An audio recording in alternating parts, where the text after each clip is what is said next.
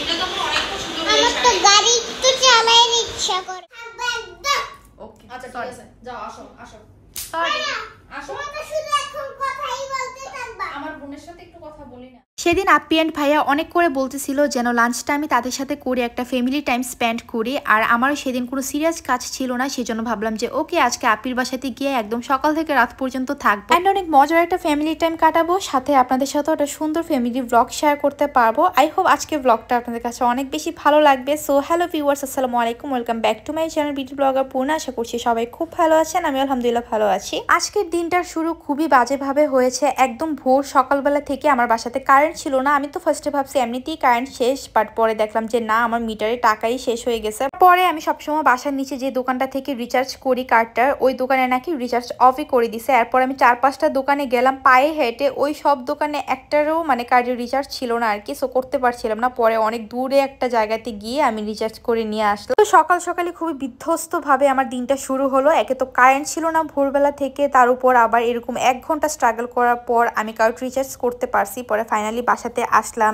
হালকা পাতলা ব্রেকফাস্ট করলাম, আর এখন বসছি একটু কাজ নিয়ে। কাজটা শেষ করে আমি হচ্ছে গিয়ে জিমের জন্য বের হয়ে যাব। অলরেডি রেডি হয়ে কাজ টাজ করতেছিলাম আমি। যাই হোক, আজকে আমার প্ল্যান ছিল আমি সকালবেলা জিম থেকে ডিরেক্টলি চলে যাব আপ্পির বাসাতে, আর আজকে খুব বেশি সময় ধরে আমি জিমও করব না। আর আজকে না আমার কোনো সিরিয়াস কাজ নাই, সেজন্য ভাবলাম যে ওকে ঠিক আছে, আজকে আপ্পির বাসাতে একটু টাইম স্পেন্ড করা যেতেই পারে, যেহেতু আমার বাসা থেকে খুব বেশি দূরে না। সো বাইরের ওয়েদার দেখলাম ওকে ওকে ছিল। আর এই যে আমার গালের অবস্থা দেখতেই পারছেন, গতকালকে জাস্ট আমি একটু বেগুন তরকারি দিয়ে ভাত খেয়েছিলাম, অ্যান্ড এই হচ্ছে তার পরের দিনের রিয়াকশন।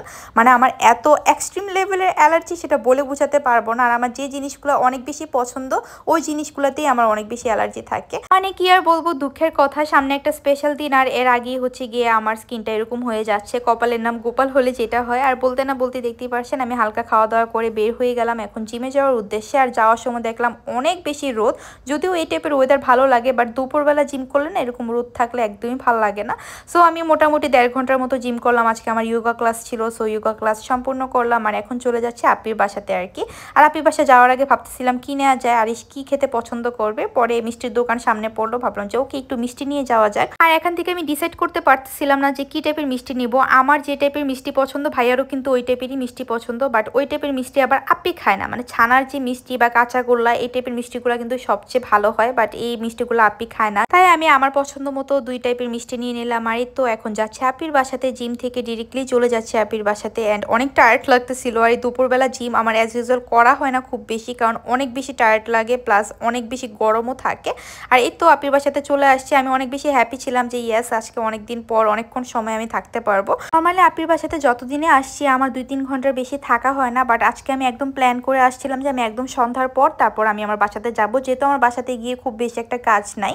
সো এই প্ল্যানে আসছিলাম, বাট সেটা আর সাকসেসফুল হয় নাই। গিয়েছি সন্ধ্যার দিকেই বাসাতে, বাট মাঝখানের পুরাটা বিকাল আমার নষ্ট হয়ে গেছে একটা কাজ করতে গিয়ে। একটু পরেই শেয়ার করতেছি।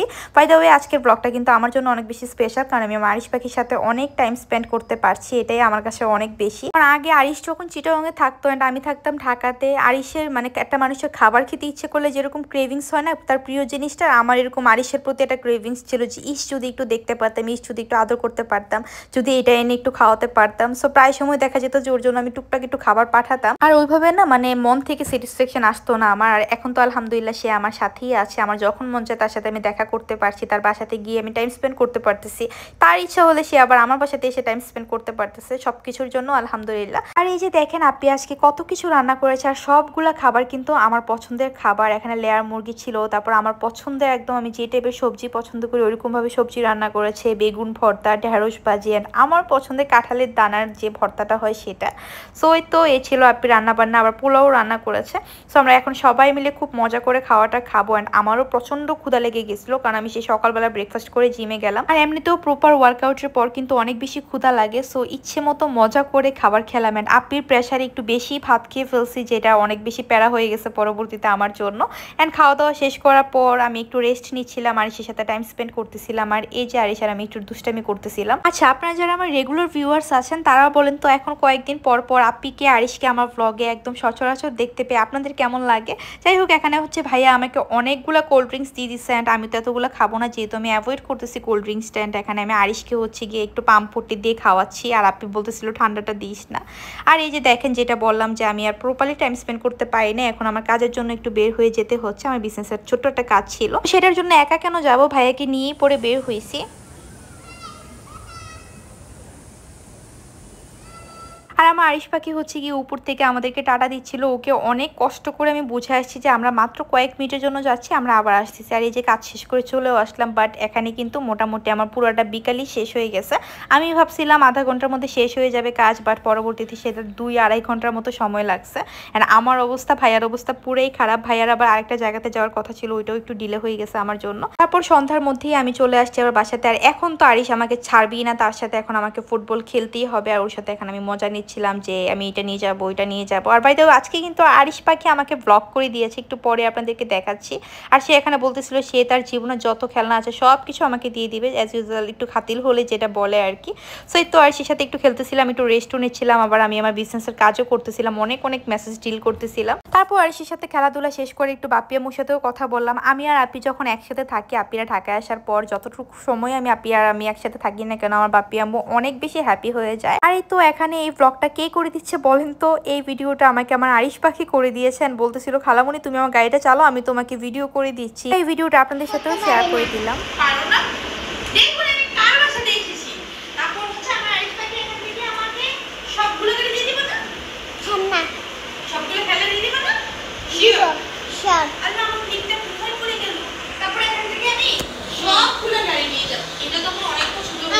গাড়ি তো চালাই রিক্সা করবে তখন তোমাকে নতুন একটা কিনে দেব। ওকে, এটা আমাকে দিবে? Yes yes. এখন ব্লগটা কে করে দিচ্ছে আমাকে? আমি দাও টিপ দেই না না, এদিকে দাও। টিপ দিতে হবে না, এদিকে দাও। টিপ দিতে হবে না। তো আজকের ব্লগে আরিশ অ্যান্ড আমার কনভারসেশন অনেকখানি আমি রেখেছি। আর এখানে আরিশ এসে বলতেছিল তারাও একটু টিপ দিই, বা টিপ দিলে তো ভিডিওটা অফ হয়ে যাবে, তো সেজন্য ওর সাথে আমি আরো দুষ্টামি করতেছিলাম আর কি। আর এখানে বিকালবেলা হচ্ছে গিয়ে আপি আমাকে মিষ্টি খেতে বলতেছিল বারবার। সো পরে একটা মিষ্টি খেয়েছি, যদিও সুগার নিতে চাচ্ছিলাম না, বাট পরে দেখলাম যে ঠিক আছে মিষ্টিগুলো ফ্রেশ আছে, একটা মিষ্টি খাই। হ্যাঁ, কথা বলার জন্য আমার ঘুম আসে না, তো এজন্য তুমি এভাবে শুইছো। আল্লাহ, দেখো অবস্থা। আমরা কথা বলি আর আমরা নাকি লাইট দিই, এইজন্য তার ডিস্টার্ব হচ্ছে, সেজন্য কিছু না বলে নিচে চলে গেছে, তার রাগ হেডে ফেস। এই যে মশা মশা এখন তোমার চুপ থাকবে একদম। ওকে আচ্ছা ঠিক আছে, যাও আসো আসো সরি। আসো। তোমাকে শুধু এখন কথাই বলতে থাকবা। আমার বোনের সাথে একটু কথা বলি না। না, আচ্ছা ঠিক তাহলে আছে। তুমি যদি ওর সাথে কথা বলো তাহলে আমি আর জীবনেও কথা আসবো না। আচ্ছা ডাক্তার, তুমি ওর সাথে বুঝে নিয়ে ঘুমাও। তো আরিশ পাখির কাহিনীটা দেখতেই পারছেন, আমি আর আপনি বেসিক্যালি একটু আড্ডা দিচ্ছিলাম, ওকে কনসেন্ট্রেশন দেওয়া হচ্ছিল না, সেজন্য হচ্ছে গিয়ে সে রাগ করে একদম নিচে চলে গেছে। আমাদের কথাতে নাকি তার ডিস্টার্ব হচ্ছে, বাকি কনভারসেশন তো শুনলেনি। আর আপনাদের কাছে একটা রিকোয়েস্ট, আমার আরিশ পাখিকে যখনই দেখবেন তখনই আপনারা প্লিজ মন থেকে একটু মাশাল্লাহ বলে দিবেন। শুধু আরিশ পাখিকে না, যখনই যে কোনো বাচ্চাকে দেখবেন তখনই জাস্ট একবার মাশাল্লাহ বলে দিবেন, এটা কিন্তু উচিত। সো তারপর কিচেনে গিয়ে দেখলাম আমার রিকোয়েস্ট অনুযায়ী আপনি কিন্তু বেগুনের পাকোড়া, মানে আরিশের ভাষ্য মতে আর কি, মানে বেগুনি বানিয়ে দিল আমাকে। আমি আসার আগে আপিকে বলছিলাম যে আমি হচ্ছে বেগুনের পাকোড়া খেতে চাই।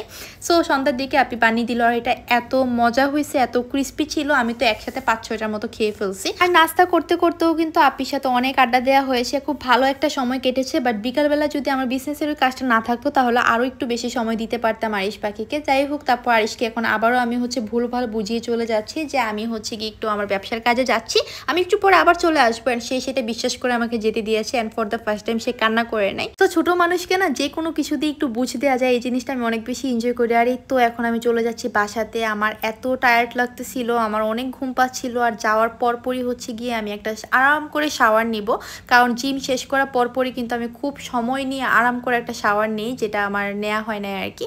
সো এখন এই তো বাসাতে যাচ্ছি, আমার একদমই এনার্জি ছিল না, আমার হাঁটার স্পিড দেখেই বুঝতে পারছেন খুবই টায়ার্ড ছিলাম। সো এখন আরাম করে একটা শাওয়ার নিয়ে আমি একদম ডেড, আর কোনো কথাবার্তা নেই, জাস্ট ঘুমায় যাবো। আর যাওয়ার সময় মোটামুটি বাসাটা ক্লিন করে গেছিলাম। সো আসার পর আমার তেমন কোনো কাজ নাই। অ্যান্ড আপনারা যারা অনেক মনে করেন যে আমি অনেক গুছানো সবসময় পরিপাটি থাকতে পারি, তা কিন্তু না, সেজন্য এই ভিডিওটা আমি দেখাচ্ছি। লাস্ট কয়েকদিন যাবত আমি জাস্ট ব্যাগগুলো ইউজ করতেছি, সব কিছু কেনাকাটা করতেছি, আর এখানে জাস্ট রেখে দিচ্ছি। আমার ডিভাইনের অবস্থা একটু দেখেন। আর এগুলো গুছগাছ করেই কিন্তু আমি ঘুমাবো, গুছগাছ ছাড়া ঘুমাবো না, আদারওয়াইজ আমার ঘুমও আসবে না। বাসা উল্টাপাল্টা হয়ে থাকলে আমার একদমই ঘুম আসে না, সব কিছু একদম টপ নচ থাকতে হবে, পরিপাটি থাকতে হবে। সো এখানে জানলাটা অফ করে দিলাম, সারাদিন জানলাটা খোলা ছিল, তাহলে আলো বাতাস একটু ঢুকে আর কি, আদারওয়াইজ তো এই রুমে আলো বাতাস ঢুকার কোনো চান্স নেই। আর এখন জানলাটা অফ করে দিলাম, এখন জাস্ট একটা আরামসে ঘুম দেবো। আর রাতে তো খাওয়ার প্রশ্নে ওঠে না, কারণ দুপুরবেলা যে পরিমাণে আপনি খাওয়াইছে, সো ওইটা দিয়ে আমার মনে হয় 2 দিন আমি চলতে পারবো, এরকম অবস্থা। আপনি যে পরিমাণে খাওয়ায়, একদম বসে বসে ঠুসিয়ে খাওয়ায় আর কি। যাই হোক, আজকের ব্লগটা এখানেই শেষ করছি। কেমন লেগেছে ব্লগটা অবশ্যই কমেন্ট করে জানাবেন, ভালো লাগলে প্লিজ একটা লাইক করে দিবেন। আল্লাহ হাফিজ।